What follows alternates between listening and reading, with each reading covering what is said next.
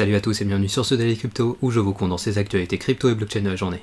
Et aujourd'hui on va voir entre autres Rio de Janeiro qui va accepter les cryptos, Avalanche qui débloque 100 millions de dollars pour un projet NFT, ou encore Bitcoin qui fait un nouveau record historique. Bref, je vais vous parler de tout ça et du reste des actualités de la journée. Mais avant de rentrer dans le vif du sujet, je vous rappelle que mes vidéos ont un but informatif et que je ne suis pas un conseiller financier. Et je vous invite également à me suivre sur Twitter et mes autres réseaux sociaux que vous trouverez en description. Et bien sûr, si vous appréciez ce format, pensez à défoncer le pouce bleu et à vous abonner pour être notifié dès que je sors une nouvelle vidéo et ainsi être au courant des dernières actualités du monde crypto.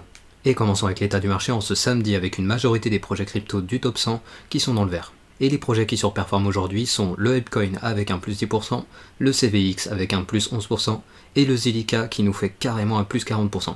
Et la crypto du jour sera le Zilliqa, donc je vous donne rendez-vous en fin de vidéo pour ceux qui veulent en savoir plus sur ce projet, et on verra également les raisons de cette reprise haussière. Mais passons sans plus attendre aux actualités de ce samedi 26 mars 2022. Et on débute les actualités du samedi avec Rio de Janeiro, la deuxième ville la plus grande du Brésil, qui acceptera les paiements en crypto d'ici 2023.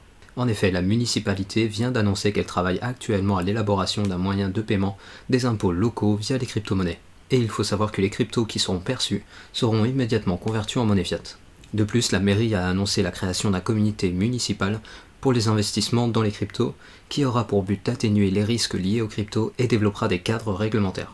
Et finalement, ils déclarent qu'ils sont en train de travailler sur le domaine des NFT, et l'une des propositions est la création de NFT à destination des touristes. A savoir que toutes ces déclarations font suite à la visite de Changpeng Zhao, le PDG de Binance, qui avait rendu visite au maire il y a 9 jours. Et durant cette visite, Binance et la mairie avaient convenu que si la ville acceptait les cryptos comme moyen de paiement pour les impôts, la société installerait des bureaux directement à Rio de Janeiro. Donc pour résumer, Rio de Janeiro croit fortement au potentiel des cryptos pour booster leur économie, et bien sûr, affaire à suivre dans le Daily Crypto. Mais revenons au secteur des cryptos avec Avalanche qui annonce un gros partenariat. En effet, la fondation Avalanche s'associe à la plateforme Open en débloquant la somme de 100 millions de dollars. A savoir que Open est une plateforme qui permet aux artistes d'interagir avec leurs fans, et donc le projet qui s'appelle Culture Catalyst va permettre aux artistes de mettre en vente des NFT qui débloqueront des contenus exclusifs et permettront d'interagir avec les artistes. A savoir que la plateforme Open est un jeune projet mais qui a déjà levé la somme de 10 millions de dollars auprès d'investisseurs tels que Warner Music Group ou encore des gros investisseurs des projets, ou encore d'autres gros investisseurs des projets de The Sandbox ou encore Axie Infinity. Et l'artiste qui ouvrira le bal sera la musicienne Grimm, qui a annoncé le lancement de son projet NFT qui s'appellera Children's Metaverse Book. Et en parlant de NFT, on a l'Ukraine qui nous en dit un peu plus sur son projet NFT. En effet, aujourd'hui, elle annonce le lancement de, je cite, un musée de la guerre sur la blockchain d'Ethereum et Polygon. Et les NFT qui représenteront des moments du conflit seront vendus pour 0,15 ETH, et les fonds récoltés seront directement reversés au ministère de la Transformation Digitale pour supporter l'armée et l'aide aux civils. Et la particularité de cette collection est que l'image du NFT ne sera dévoilée qu'au moment de l'achat, donc les acheteurs ne sauront pas quelle photo ils sont en train d'acheter. Et finalement, le vice-premier ministre a déclaré que ce musée sera, je cite, un endroit pour garder en mémoire les événements de cette guerre et qui célèbre l'identité et la liberté des Ukrainiens. Et du côté de Bitcoin, on a un nouveau record historique qui vient d'être atteint. Et non, je ne parle pas du prix, je parle du nombre d'adresses détenantes du Bitcoin qui a dépassé les 40 millions, soit plus que le nombre d'habitants du Canada. A savoir qu'en parallèle, on a un nombre de Bitcoin sur les places d'échange qui a atteint un niveau le plus bas depuis décembre 2018. Et pour information, le Google Trend de Bitcoin a atteint des niveaux à la baisse qu'il n'avait pas vus depuis décembre 2020, ce qui démontre un désintérêt des particuliers pour le Bitcoin.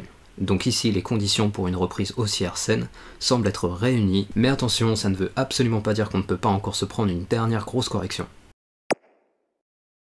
Et finalement, d'après le directeur de Skybridge, la majorité des sénateurs américains seraient pro-crypto. Et pour rappel, Skybridge est une société d'investissement mondiale basée aux États-Unis.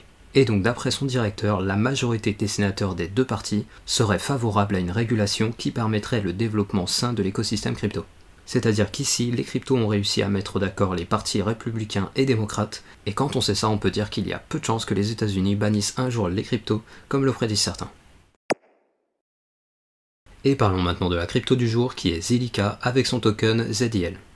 Alors tout d'abord, le projet est actuellement en 93e position avec un market cap de 842 millions de dollars. Et donc Zilliqa, c'est quoi? Eh bien il s'agit d'une plateforme de smart contract au même titre qu'Ethereum, Cardano ou encore Elrond.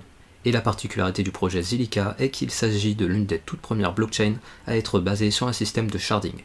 Et pour faire très simple, le sharding est un système où la blockchain est divisée en plusieurs chaînes qui sont en parallèle et qui permettent donc d'améliorer la scalabilité tout en conservant un niveau de sécurité élevé. Mais il faut savoir qu'aujourd'hui, ils sont loin d'être les seuls à utiliser cette structure, et donc pourquoi ce projet est en train de pumper en ce moment?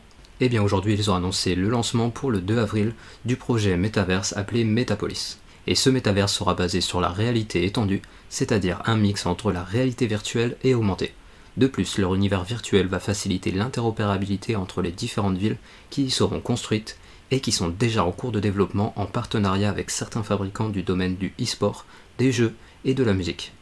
Donc ici on a un potentiel concurrent à The Sandbox et Decentraland, et bien sûr comptez sur moi pour vous en reparler dès que j'aurai plus d'infos sur leur projet. Et ainsi se finit le Daily Crypto du samedi. Je vous rappelle que je publie ces vidéos du lundi au samedi et le récap crypto tous les dimanches. Et je vous invite à me suivre sur Twitter et mes autres réseaux sociaux que vous trouverez en description.